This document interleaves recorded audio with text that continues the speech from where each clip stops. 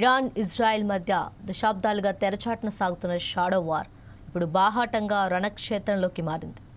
ఒకప్పుడు మిత్ర దేశాలుగా ఉన్న ఇరాన్ ఇజ్రాయెల్ ఇప్పుడు బద్ధ శత్రువులుగా మారాయి. అసలు ఈ రెండు దేశాల మధ్య సమస్య ఎక్కడ మొదలైంది? అగ్రరాజ్యం అమెరికా ఈ గొడవలోకి ఎందుకు దిగాల్సి వచ్చిందో మనకు తెలియాలంటే వాచ్ ది స్టోరీ.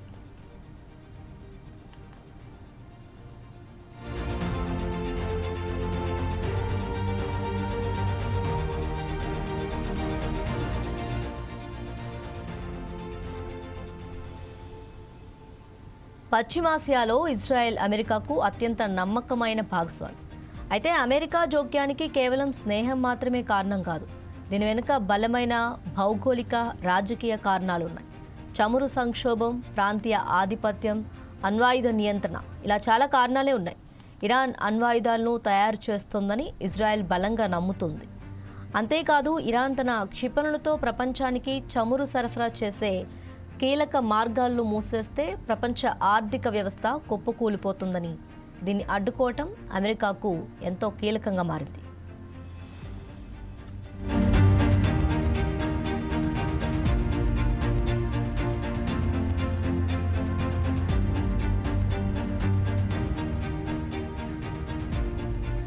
ప్రపంచాన్ని గడగడలాడించే అమెరికా కూడా ఎప్పుడూ లొంగని ఒకే ఒక్క వ్యక్తి ఖమేనీ. ఆ దేశ సుప్రీం నేత అయతుల్లా అలీ ఖమేనీకి అమెరికా మధ్య ఉన్న వైరం నిన్న మొన్నటిది కాదు. దీని వెనుక 7 దశాబ్దాల చరిత్ర ఉంది. కుయుక్తులు, రహస్య ఆపరేషన్లు, గూఢాచారి వ్యవస్థల మైండ్ గేమ్స్. ఒకవైపు అమెరికా, CIA, ఇజ్రాయెల్, మోసాద్, ఇన్ని శక్తులు ఏకమైన ఖమేనీ పట్టును ఎందుకు సడలించలేకపోయాయి? చమురు నిక్షేపాల కోసం మొదలైన ఈ ఆపరేషన్ బూట్ చివరికి ఇరాన్, అమెరికా మధ్య ఎలాంటి చిచ్చు రగిల్చింది?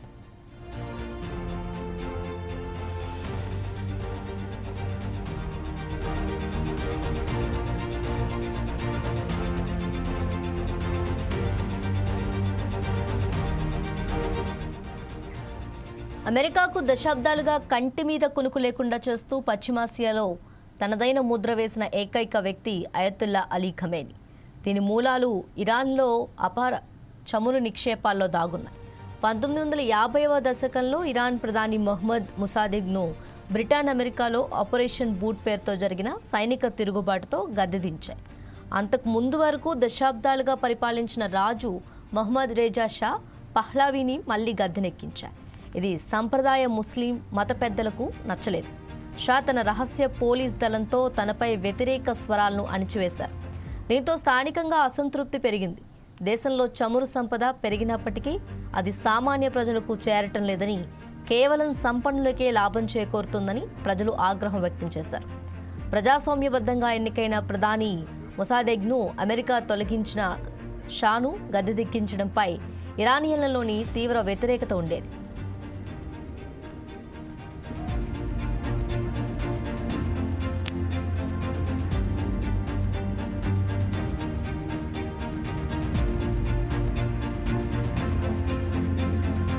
కానీ అనూహ్యంగా కొంతకాలానికే రుహల్లా ఖమేనీ సారథ్యంలో ఇరానీ ఇస్లామిక్ విప్లవం తలెత్తింది. షా విధానాలను విమర్శించినందుకు ఆయన్ను 1964లో దేశం నుంచి బహిష్కరించారు. తాను ఫ్రాన్స్ నుంచి ఆడియో క్యాసెట్ల ద్వారా ప్రజలను ఉత్తేజపరిచే ప్రసంగాలు పంపేవారు. 1978లో దేశవ్యాప్తంగా భారీ నిరసనలు, సమ్మెలు మొదలయ్యాయి. సైన్యం ప్రజలపై కాల్పులు జరిపినా ఉద్యమం ఆగలేదు. పరిస్థితి చేజారిపోవడంతో 1979 జనవరిలో షా పహ్లావి దేశం విడిచి పారిపోయారు. 1979 ఫిబ్రవరిలో ఖమేనీ ఇరాన్ చేరుకున్నారు. ఏప్రిల్లో జరిగిన రెఫరెండం ద్వారా ఇరాన్ అధికారికంగా ఇస్లామిక్ రిపబ్లిక్గా మారింది. నాటి నుంచి అమెరికాకు ఆయన ఒక సవాల్గా మారారు.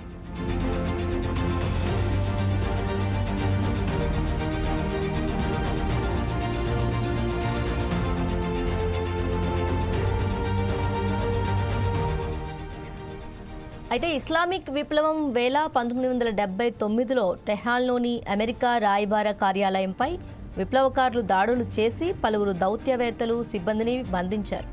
వాళ్లను విడిపించేందుకు అమెరికా విశ్వ ప్రయత్నం చేసింది. కానీ బందీలను 444 రోజుల పాటు తమ ఆధీనంలోనే ఉంచుకున్నారు. ఆ విప్లవం తర్వాత ఇరాన్లో ఏర్పడిన మతరాజ్యాన్ని అస్థిరపరిచేందుకు అమెరికా స్థానిక తిరుగుబాటుదారులకు సాయపడింది. ముజాహిద్దీన్ ఈ గల్ఫ్కు ఆర్థిక సాయం చేసింది.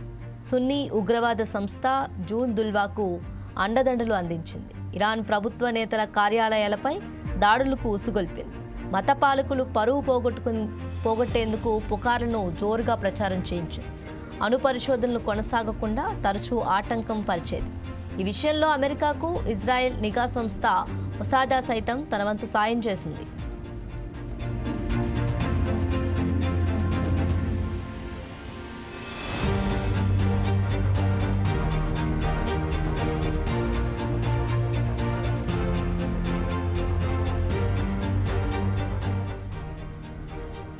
పశ్చిమాసియాపై పెత్తనం చేయడానికి అమెరికా చేసే ప్రతి ప్రయత్నాన్ని ఖమేనీ తిప్పుకొట్టే ప్రయత్నం చేశారు.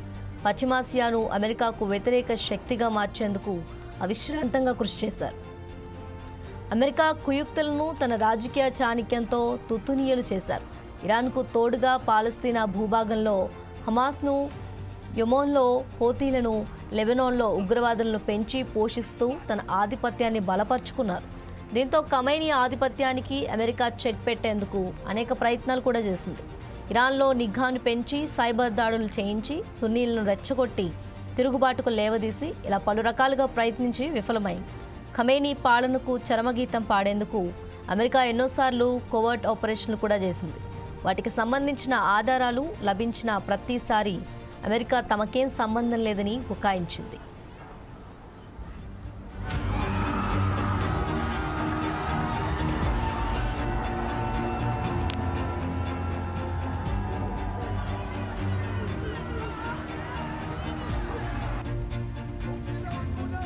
ఇరాన్, ఇజ్రాయెల్ మధ్య దశాబ్దాలుగా తెరచాటును సాగుతున్న షాడో వార్ ఇప్పుడు బాహాటంగా రణక్షేత్రంలోకి మారింది. ఒకప్పుడు మిత్రదేశాలుగా ఉన్న ఇరాన్, ఇజ్రాయెల్ ఇప్పుడు బద్ధ శత్రువులుగా మారాయి. అసలు ఈ రెండు దేశాల మధ్య సమస్య ఎక్కడ మొదలైంది? అగ్రరాజ్యం అమెరికా ఈ గొడవలకు ఎందుకు దిగాల్సి వచ్చిందో మనకు తెలియాలంటే వాచ్ ది స్టోరీ.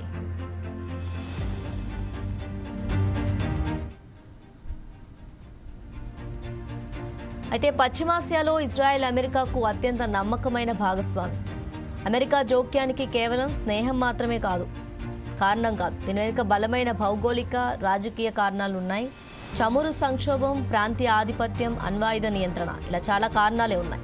ఇరాన్ అణ్వాయుధాలను తయారు చేస్తుందని ఇజ్రాయెల్ బలంగా నమ్ముతోంది. అంతేకాదు, ఇరాన్ తన క్షిపణులతో ప్రపంచానికి చమురు సరఫరా చేసే కీలక మార్గాలను మూసేస్తే ప్రపంచ ఆర్థిక వ్యవస్థ కుప్పకూలుతోందని, దీన్ని అడ్డుకోవడం అమెరికాకు ఎంతో కీలకంగా మారింది.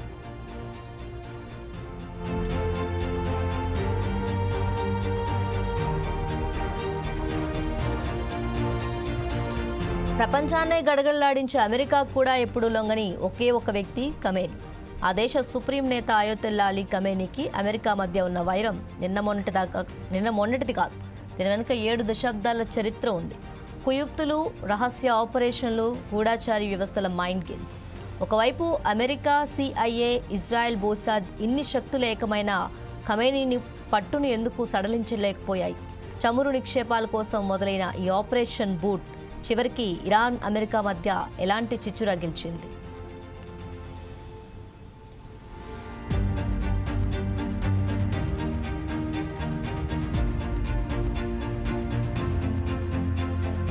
అమెరికాకు దశాబ్దాలుగా కంటి మీద కొనుకు లేకుండా చేస్తూ పశ్చిమాసియాలో తనదైన ముద్ర వేసిన ఏకైక వ్యక్తి అయతుల్లా అలీ ఖమేనీ. దీని మూలాలు ఇరాన్లో అపార చమురు నిక్షేపాల్లో దాగున్నాయి. 1950వ దశకంలో ఇరాన్ ప్రధాని మొహమ్మద్ మొసాదెగ్ను బ్రిటన్, అమెరికాలో ఆపరేషన్ బూట్ పేరుతో జరిగిన సైనిక తిరుగుబాటుతో గద్దెదించారు. అంతకుముందు వరకు దశాబ్దాలుగా పరిపాలించిన రాజు మొహమ్మద్ రేజా షా పహ్లవీని మళ్లీ గద్దెనెక్కించారు. ఇది సంప్రదాయ ముస్లిం మత పెద్దలకు నచ్చలేదు. షా తన రహస్య పోలీస్ దళంతో తనపై వ్యతిరేక స్వరాలను అణిచివేశారు. దీంతో స్థానికంగా అసంతృప్తి పెరిగింది. దేశంలో చమురు సంపద పెరిగినప్పటికీ అది సామాన్య ప్రజలకు చేరడం లేదని, కేవలం సంపన్నులకే లాభం చేకూరుతుందని ప్రజలు ఆగ్రహం వ్యక్తం చేశారు. ప్రజాస్వామ్యబద్ధంగా ఎన్నికైన ప్రధాని మొసాదెగ్ను అమెరికా తొలగించిన షాను గద్దె దిగించడంపై ఇరానియన్లలో తీవ్ర వ్యతిరేకత ఉండేది.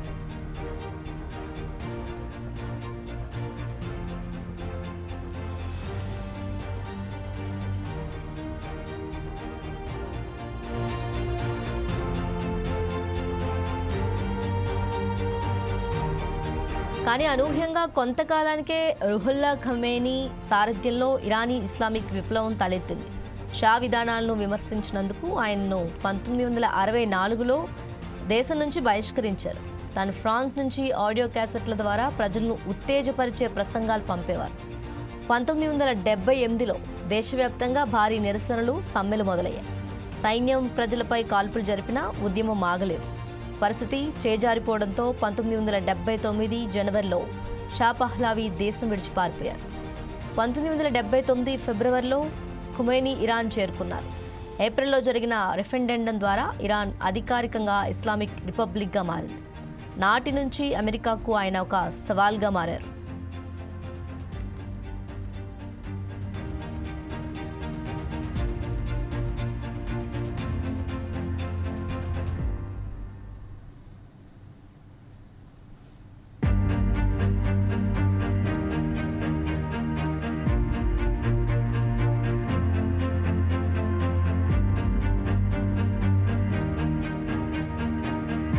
ఇస్లామిక్ విప్లవం వేళ 1979లో టెహ్రాన్లోని అమెరికా రాయబార కార్యాలయంపై విప్లవకారులు దాడులు చేసి పలువురు దౌత్యవేత్తలు, సిబ్బందిని బంధించారు.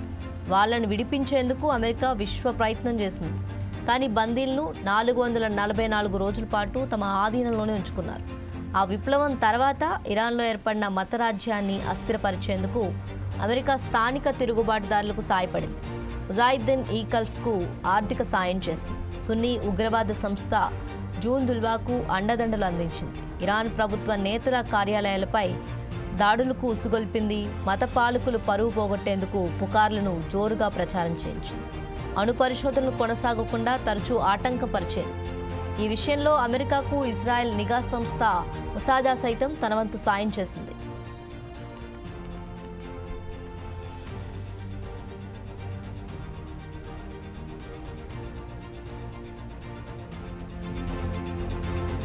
పశ్చిమాసియాపై పెత్తనం చేయడానికి అమెరికా చేసే ప్రతి ప్రయత్నాన్ని ఖమేనీ తిప్పుకొట్టే ప్రయత్నం చేశారు.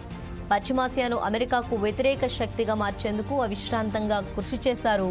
అమెరికా కుయుక్తులను తన రాజకీయ చాణక్యంతో తుతునియలు చేశారు. ఇరాన్కు తోడుగా పాలస్తీనా భూభాగంలో హమాస్ను, యెమెన్లో హూతీలను, లెబనాన్లో ఉగ్రవాదులను పెంచి పోషిస్తూ తన ఆధిపత్యాన్ని బలపరుచుకున్నారు. దీంతో ఖమేనీ ఆధిపత్యానికి అమెరికా చెక్ పెట్టేందుకు అనేక ప్రయత్నాలు చేసింది. ఇరాన్లో నిఘాను పెంచి సైబర్ దాడులు చేయించి సున్నీలను రెచ్చగొట్టి తిరుగుబాటు లేవదీసి ఇలా పలు రకాలుగా ప్రయత్నించి విఫలమైంది. ఖమేనీ పాలనకు చమరగీతం పాడేందుకు అమెరికా ఎన్నోసార్లు కోవర్ట్ ఆపరేషన్లు కూడా చేసింది. వాటికి సంబంధించిన ఆధారాలు లభించినా సరే ప్రతిసారి అమెరికా తమకేం సంబంధం లేదని బుకాయించింది.